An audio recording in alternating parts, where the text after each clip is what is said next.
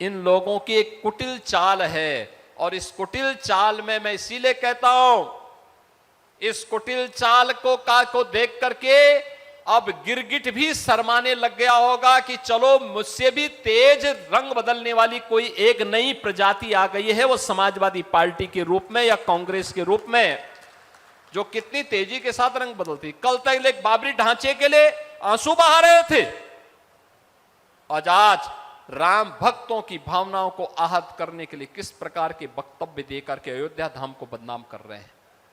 आज की अयोध्या त्रेता युग का स्मरण कराती है। इनकी पीड़ा मंदिर के चढ़ावे के चोरी से संबंधित नहीं है। इनकी पीड़ा तो इस बात को लेकर के है, राम भक्तों ने अपने प्रभु को श्रद्धा और सम्मान देने के लिए प्रभु का इतना भव्य मंदिर का निर्माण सहयोग से कैसे कर बना दिया है, यह इनकी पीड़ा है। ये लोग कितनी एक्सरसाइज कर लिए हैं, पिछले 6 वर्ष में बाबरी ढांचा का नामो निशान नहीं, बना भी नहीं पा रहे हैं, कहीं नहीं बना पा रहे हैं। लेकिन राम भक्त बना रहे हैं तो राम भक्तों पर प्रहार करना, उनकी आस्था को किसी न किसी प्रकार से आहत करना, और लगातार एक मुहिम चला रखी है इन्होंने। देश को बदनाम किया जा रहा है, प्रदेश को बदनाम किया जा रहा है, अयोध्या धाम को बदनाम किया जा रहा है। बहन और भाइयों, इनसे पूछना चाहिए, एसआईटी की रिपोर्ट पर श्री राम जन्मभूमि तीर्थ क्षेत्र न्यास के द्वारा लगातार कार्रवाई की जा रही है, लेकिन मैं पूछना चाहता हूं, बहन और भाइयों, मैं पूछना चाहता हूं,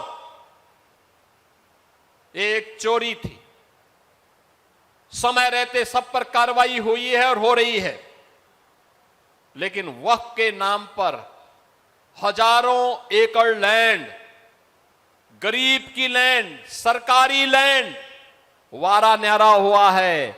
समाजवादी पार्टी ने और कांग्रेस ने कभी उसके खिलाफ आवाज क्यों नहीं उठाई है? कभी नहीं उठाए वक्फ के नाम पर।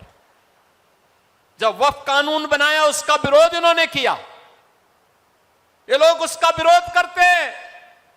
यानी अगर किसी चीज को रेगुलाइज करने का कार्य होता है कि नहीं भाई, आपको हिसाब देना होगा, नियम के अनुसार बताना पड़ेगा, तो उसका विरोध इन्होंने नागरिकता कानून का विरोध किया।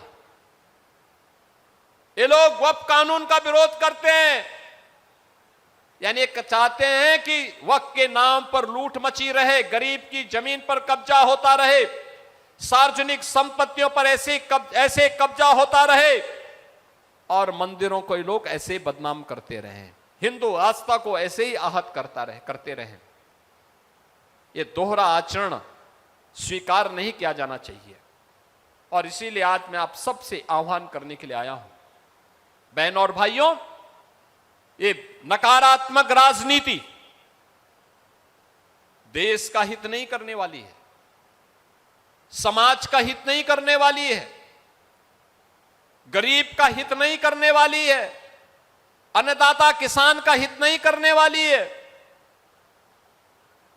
बेटी और बहन को सुरक्षा नहीं दे सकती है,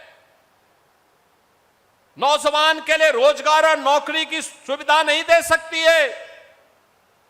यह कार्य केवल डबल इंजन की सरकार दे सकती है। डबल इंजन की भारतीय जनता पार्टी की सरकार, और भारतीय जनता पार्टी की इसी सरकार के संदेश को लेकर के, प्रधानमंत्री मोदी जी के इसी संदेश को लेकर के आज मैं आपके पास आया हूं।